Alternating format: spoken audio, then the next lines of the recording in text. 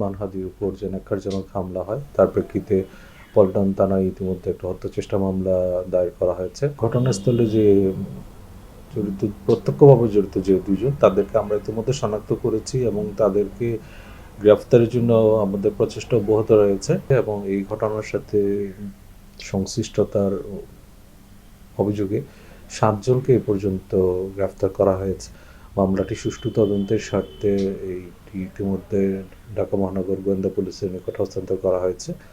DB এই মামলাটি তদন্ত করছে এবং এই ঘটনার সাথে সংশ্লিষ্টতার অভিযোগে 7 জনকে এ পর্যন্ত গ্রেফতার করা হয়েছে। এছাড়া বেশ কিছু গুরুত্বপূর্ণ আলামত উদ্ধার করা হয়েছে। আমরা গ্রেফতারকৃতদের কাছ থেকে প্রাপ্ত তথ্যগুলো যাচাই বাছাই করছি এবং যে ঘটনায় ব্যবহৃত যে আলামতসমূহ সেগুলো বিচার বিশ্লেষণ করছি এবং ঘটনার সাথে প্রত্যক্ষ জড়িত যারা তাদেরকেও গ্রেফতার করে আইনের আওতায় নিয়ে আসার জন্য কাজ করছি। আমরা প্রাথমিকভাবে যেটা জানতে পেরেছি সেটা হচ্ছে ঘটনায় যে মোটরসাইকেলটা ব্যবহার হয়েছে সেই মোটরসাইকেলে যে নাম্বার প্লেটটা ছিল সেটা আসলে একটা ভুয়া নাম্বার প্লেট। আমরা বিভিন্ন তথ্যপত্র বিশ্লেষণ করে এবং ঘটনাস্থলে সিসিটিভি ফুটেজ পর্যালোচনা করে এই ঘটনায় ব্যবহৃত যে মোটরসাইকেলটা সেটা শনাক্ত করেছি এবং সেটা ইতিমধ্যে উদ্ধার হয়েছে এবং একটা বিষয়ে আমরা জানতে পেরেছি যে এই মোটরসাইকেলটা বেশ কয়েকজনের হাত বদল হয়ে সর্বশেষ শুভ নামে একজনের নামে রেজিস্টার্ড ছিল।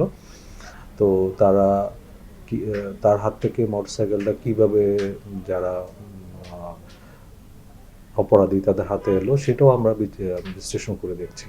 এখানে আসলে কোনো কিছুই আমরা একেবারে উড়িয়ে দিচ্ছি না। আমরা সম্ভাব্য সবগুলো কারণ অনুসন্ধান করে দেখছি এবং যেখানে যার সংশ্লিষ্টতার প্রমাণ আমরা পাচ্ছি বা তথ্য পাচ্ছি সেগুলো আমরা পুঙ্খানুপুঙ্খ রূপে যাচাই বাছাই করে দেখছি। আমাদের মূল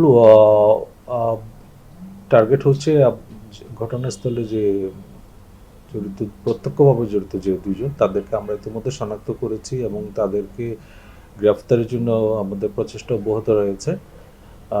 এই ব্যাপারে আমাদের আন্তরিক তৎপরতা চলছে।